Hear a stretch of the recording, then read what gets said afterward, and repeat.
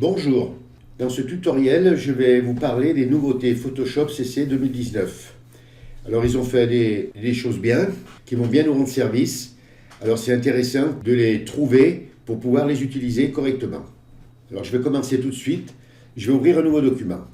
Alors déjà, quand vous avez une image qui est ouverte comme ça, et que vous voulez mettre un nouveau document, ils ont mis une petite maison là, vous voyez en haut à gauche là.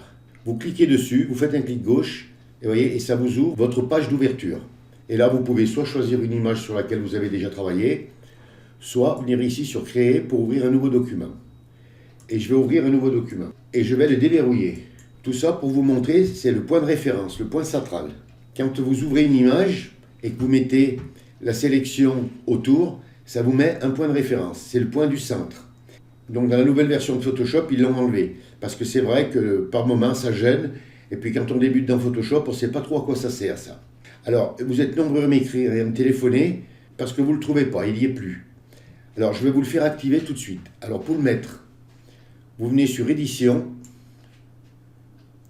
vous venez sur Préférences et vous venez sur Outils. Vous faites un clic gauche sur Outils. Ça vous ouvre la fenêtre des références et vous venez ici, là, afficher le point de référence lors de l'utilisation de transformation. Et vous activez la case. Et vous cliquez sur OK. Et votre point de référence apparaîtra. Voilà, ce qui fait que comme ça, eh bien, vous pourrez l'utiliser en fonction de ce que vous faites. Donc, je vous montre vite fait à quoi ça sert. Hein. Si vous le laissez au milieu, là, et que vous faites pivoter l'image, elle va pivoter sur elle-même. Ça sera l'axe central. Si vous le prenez, par exemple, et que vous le mettez sur une poignée en haut, là, eh bien, il va pivoter à partir de l'angle. Voyez, et ainsi de suite, selon les poignées où vous le mettez. Voyez, si par exemple je le mets là, eh bien l'image va pivoter à partir de l'axe où je l'ai mis. Voilà, c'est tout simplement ça. Vous voyez, et quand je clique, eh bien, il revient se mettre directement au centre. Donc voilà déjà pour cette première nouveauté et comment l'activer. Alors ils ont mis une nouvelle fonction qui est bien, c'est pour redimensionner. Alors je vais vous montrer, quand vous avez une image comme ça, et que vous voulez la redimensionner, vous venez sur Image, taille de l'image.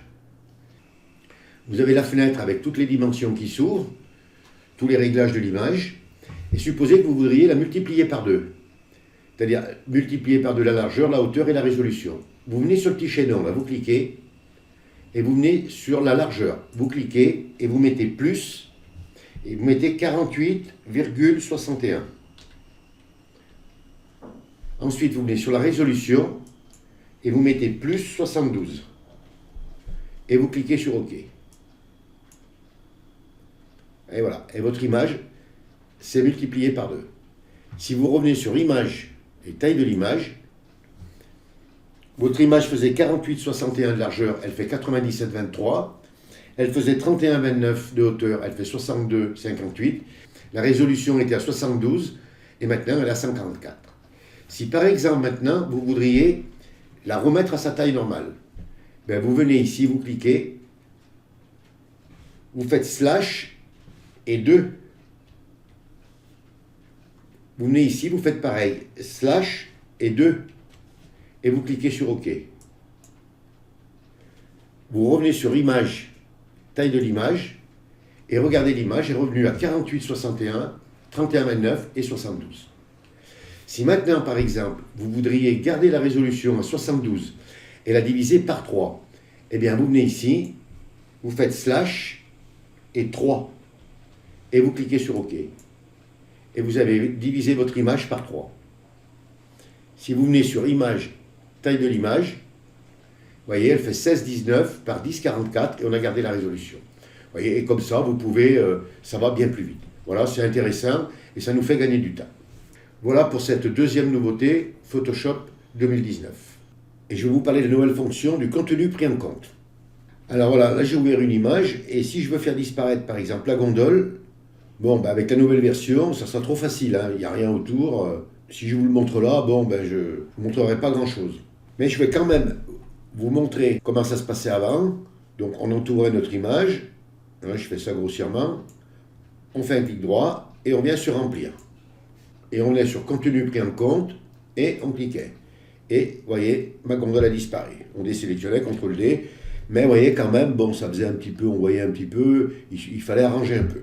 Maintenant, je vais vous montrer la nouvelle version. comment ça fonctionne. Mais je ne veux pas vous le montrer sur cette image, parce que ça serait trop facile, hein. Je vais vous le montrer sur une image plus compliquée. Voilà, sur celle-là. Alors supposons que je vais faire disparaître les deux voitures avec le nez de la voiture qu'on voit là. Donc comme d'habitude, normalement, vous l'entourez. Là, jusque-là, ça ne change pas, hein. Et voilà. Mais cette fois-ci, on ne fait pas un clic droit. On vient sur Édition, vous cliquez, et vous venez sur Remplissage d'après le contenu. Vous ne venez pas sur Échelle basée sur le contenu, hein. Ça, vous ne cliquez pas là. Vous cliquez ici, là. Remplissage d'après le contenu. Et vous cliquez. Ça vous ouvre une fenêtre où on a l'aperçu, là. Donc, vous voyez, on voit déjà que mon image a disparu. Et à gauche, on s'aperçoit qu'on a un filtre vert. C'est la zone d'échantillonnage. Alors, je vais vous expliquer tout ça, comment ça fonctionne. Tout d'abord, on vient à gauche. Donc, on a un pinceau, on a un lasso, on a la petite main et on a la loupe. Ensuite, ici, vous venez, vous avez un plus, un moins, et c'est marqué taille. Ensuite, vous venez à droite. Afficher la zone d'échantillonnage. Donc, si je décoche la case, je vais enlever mon filtre vert. La zone d'échantillonnage, c'est la zone verte. Ensuite, vous avez l'opacité. Donc, elle est à 50. Si je fais glisser à droite, je l'accentue. Si je la fais venir à gauche, je la fais disparaître. Donc, vous le laissez à peu près à 50. Hein. Ensuite, ici, eh bien, vous pouvez changer la couleur. Vous cliquez, vous pouvez mettre une autre couleur si vous voulez. Hein, rouge, bleu. Voilà, vous changez la couleur. Mais enfin, moi, je la laisse verte. Hein. Ensuite, les paramètres de remplissage. L'adaptation des couleurs, c'est quoi? C'est la partie qu'on a sélectionnée. On demandera à Photoshop de remettre les couleurs à peu près à l'identique. On peut le faire de plusieurs façons. On peut, si on veut, lui demander à Photoshop de ne pas choisir de couleur. Donc on met sur 100. Par défaut, donc il choisira aléatoire. On peut lui demander élevé, donc de bien choisir la couleur. Ou alors supérieur, encore mieux. Donc moi je laisse sur par défaut. Hein. Ensuite, l'adaptation à la rotation. Alors c'est quand vous faites vous avez un objet qui est rond par exemple. Eh bien pour l'adapter, c'est de la même façon. Donc vous pouvez demander à Photoshop de rien faire, de le faire faible, moyen, élevé ou au maximum. Ensuite ici vous avez l'échelle, vous avez le miroir, ça je vous expliquerai comment ça fonctionne. Et ici vous avez sortie vers. Alors moi je laisse sur dupliquer le calque. C'est-à-dire que quand je reviendrai sur mes calques, que je cliquerai sur OK, sur la palette des calques, j'aurai deux calques. Le calque de l'image originale, avec les deux voitures, et l'image avec les voitures qui auront disparu. Si vous cliquez, vous avez calque sélectionné, nouveau calque. Alors, nouveau calque, eh bien, vous aurez juste la partie que vous aurez fait disparaître, cette partie-là, vous aurez. Et le calque sélectionné, ben, je n'ai pas regardé ce que c'était. Donc, moi, je laisse sur dupliquer le calque. Comme ça, quand je clique sur OK, j'ai un calque sur la palette des calques. J'aurai deux calques. Et ici, là, vous avez une loupe. C'est pour bien voir ce que vous faites. Alors, je vais revenir à gauche, là, sur les outils, et je vais prendre le lasso. Je vais vous montrer un petit peu comment il fonctionne. Vous cliquez sur le lasso. Vous avez deux lassos, là. L'outil lasso et l'outil lasso polygonal. Et en haut, vous avez des petits carrés, là. Alors, je vais prendre l'outil lasso, et je vais venir sur ma sélection. Donc, je vais l'entourer, et je vais écarter ma sélection. Vous voyez? Et ça bouge ici, là. Regardez, je vais faire un peu... Je le fais un peu aléatoire. Hein. Vous voyez? Et ça bouge. Je fais disparaître le bus, là, vous voyez? Maintenant, à l'inverse, si vous voulez réduire votre sélection, vous venez en haut, là, sur le carré rempli et le carré vide, vous cliquez. Et là, vous allez pouvoir remettre votre sélection correctement. Vous voyez? Vous entourez. Et vous pouvez l'ajuster comme vous voulez. Voilà. Vous voyez, il fallait que je vous le dise parce que ça, c'est bon à savoir. Comme ça, vous pouvez ajuster votre sélection ici, là. Alors, je continue. Voilà, en gros, comment utiliser ce qu'il y a. Alors, ensuite, ici, vous avez, si vous voyez sur le vert, je vais l'agrandir, comme ça, vous le verrez bien. J'ai ma forme. À l'intérieur, vous voyez, ça fait un petit moins. Si je clique, je vais en enlever. Maintenant, si je suis sur plus, eh bien, je vais en rajouter.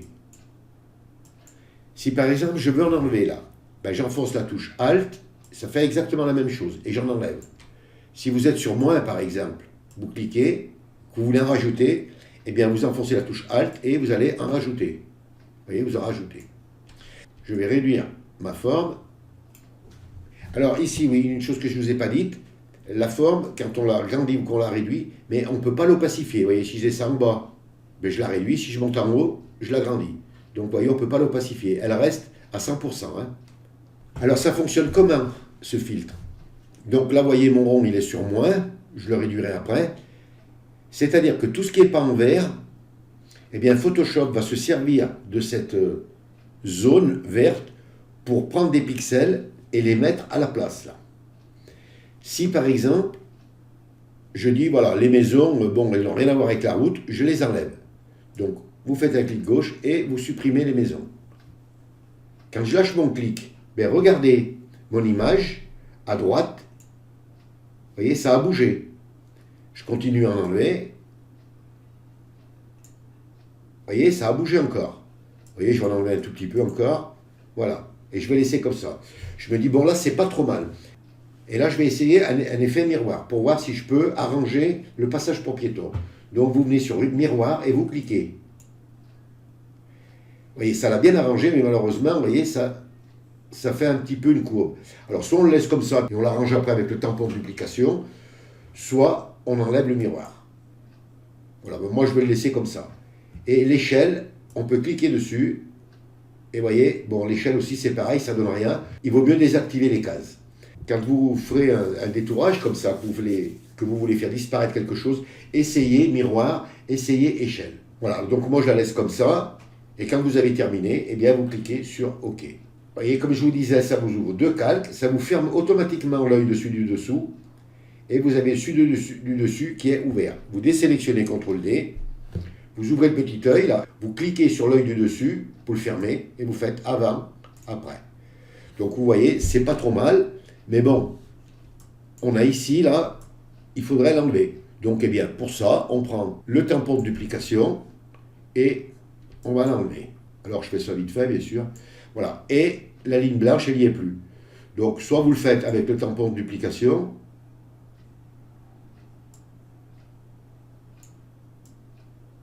Voilà.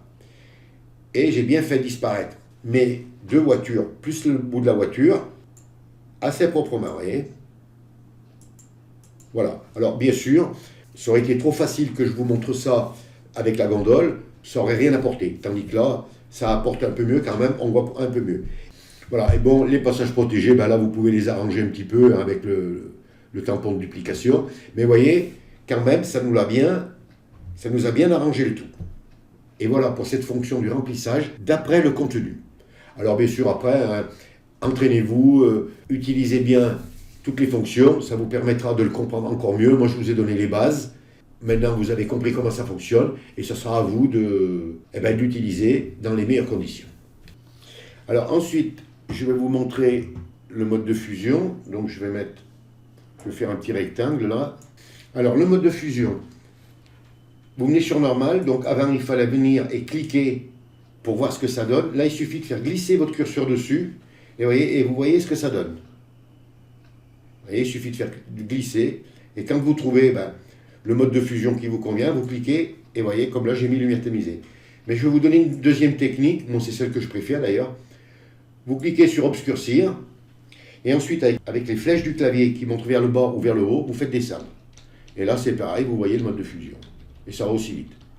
Donc, vous voyez, bon, c'est bien. Mais moi, je préfère le faire avec les flèches. Donc, vous voyez, pour le mode de fusion, vous affolez pas si vous voyez quand vous passez la souris dessus, vous voyez que ça bouge. Voilà, c'est simple, mais bon, il suffisait tout simplement de le savoir. L'outil image, je ne vous en parle pas parce que j'ai fait un tutoriel. Un tutoriel complet de 23 minutes où je vous explique bien comment ça fonctionne. Donc, si vous voulez regarder l'outil image, vous vous référez au tutoriel que j'ai fait. Alors maintenant, je vais vous montrer le pinceau. Alors, je vais ouvrir un nouveau document. Bon, voilà, j'ai ouvert un nouveau document. Donc, je vais prendre mon outil pinceau. Et avant de commencer, je vais vous faire activer la laisse. Vous voyez, si je fais un trait, vous voyez, j'ai une laisse qui me suit. Vous voyez, et ça rattrape mon trait. Vous êtes beaucoup à m'écrire ou à me téléphoner, à me dire que vous ne l'avez pas, la laisse. Donc, je vais vous la faire activer. Alors, vous venez sur Édition, Préférences, et vous venez sur Curseur, et vous cliquez. Et vous activez la case Afficher la laisse de forme pendant le lissage. Vous voyez, il faut qu'elle soit activée comme moi. Et vous cliquez sur OK. Le lissage, c'est ici. Si je suis à 0, Donc je vais vous montrer comment ça fonctionne. Donc si je suis à 0, eh bien je travaille normalement, je fais un trait. Vous voyez, si je fais des traits, ils ne sont pas très jolis mes traits. Vous voyez, c'est saccadé, c'est pas net. Pour que ce soit net, on va mettre la laisse. Alors vous venez ici sur lissage, on va la mettre à 100%. Vous venez sur la petite roue dentée, là vous cliquez. Il faut que vous soyez sur rattrapage des traits, rattraper la pointe du trait et adapter en fonction du zoom. Vous activez les 3 cases là et vous cliquez à côté pour fermer. Ce qui veut dire que cette fois-ci, vous voyez, j'ai la laisse et si j'arrête, eh bien le trait vient se positionner où j'ai mon rond. Alors pour avoir ça, il faut que vous fassiez un clic gauche et vous faites tirer. Si je lâche mon clic, mon trait s'arrête. Donc il faut maintenir le clic enfoncé et vous ne le lâchez pas là. Et vous voyez le trait se met à la place du rond et vous lâchez. Vous voyez, c'est bon à savoir ça. Alors les nouvelles fonctions. Donc vous prenez votre outil pinceau et vous venez ici là. Une fois que vous avez fait tous les réglages que je vous ai montrés, vous venez ici sur le papillon et vous cliquez. Alors pour tout ce qui est ces fonctions, la verticale, horizontale, axe double, diagonale, ondulation, cercle et spirale et ligne parallèle, j'ai déjà fait un tutoriel là-dessus. C'est sur Photoshop 2018. C'est l'an dernier, ils avaient mis toutes ces nouvelles fonctions. Et cette année, ils ont rajouté radial et mandala. Alors si vous voulez voir comment ça fonctionne, tout ça, bien, vous regardez mon tutoriel de Photoshop CC 2018 sur l'outil pinceau. Donc je vais vous montrer radial. Vous cliquez sur radial et ça vous ouvre une fenêtre. Et ici, vous avez le nombre de segments. Il est sur 5. Donc vous pouvez le mettre par exemple à 2 ou vous pouvez le mettre à 12. Je vais le mettre à 12 et vous cliquez sur OK. Vous voyez, ça vous met les segments là. Vous pouvez les agrandir ou les réduire. Pour utiliser le pinceau, il faut venir sur le petit astérix là et vous cliquez pour accepter. Alors vous n'êtes pas obligé de le faire avec le pinceau, hein. Vous pouvez le faire aussi avec le crayon hein, si vous voulez. Hein. Je vais prendre le crayon, c'est pareil. Donc je vais le grossir un peu, je vais le mettre à 8 pixels. Et vous mettez bien la dureté à 100%. Vous venez ici là au centre, vous faites un clic gauche et vous ne lâchez jamais le clic. Et vous voyez par exemple, je vais faire tourner comme ça. Je ramène au centre et vous voyez, regardez la belle forme que je viens de réaliser. Hyper facilement. Vous pouvez partir si vous voulez d'en haut hein, et vous pouvez faire la forme que vous voulez. Vous voyez, je ne lâche pas mon curseur, je le mets au centre et regardez, il finit de tourner et il va venir jusqu'au centre. Et voilà. Et vous voyez, vous réalisez des formes radiales super belles. Alors ensuite, bon, ben, vous mettrez moins de segments, plus de segments, vous verrez. Donc je vais supprimer ça et je vais vous montrer le mandala. Donc vous cliquez et vous venez ici sur mandala.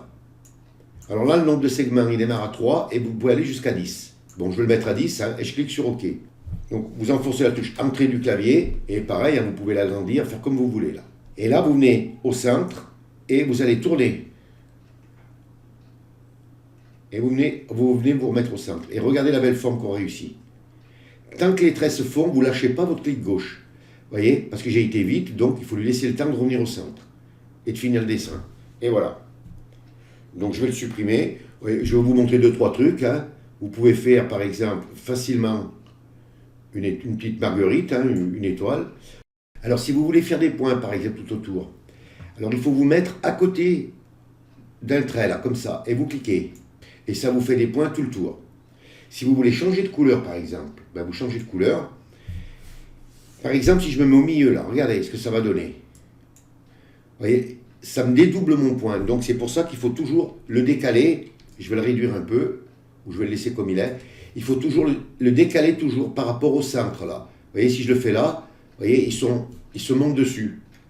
Tandis que si je le décale légèrement, maintenant si je le réduis, je peux le faire dedans.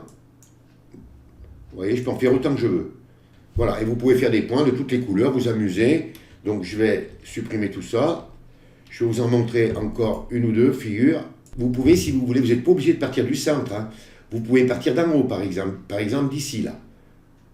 Hop, vous pouvez faire une forme comme vous voulez. Vous faites, vous voyez, je fais un tracé et je reviens me mettre ici, au centre. Et il finit de se tracer. Il ne faut surtout pas lâcher le clic gauche. Hein. Et voilà. Et comme ça, ben, vous pouvez vous amuser, en faire autant que vous voulez. Hein. Et voilà. Vous pouvez faire, si vous voulez, comme un flocon de neige, hein, vous pouvez vous amuser à...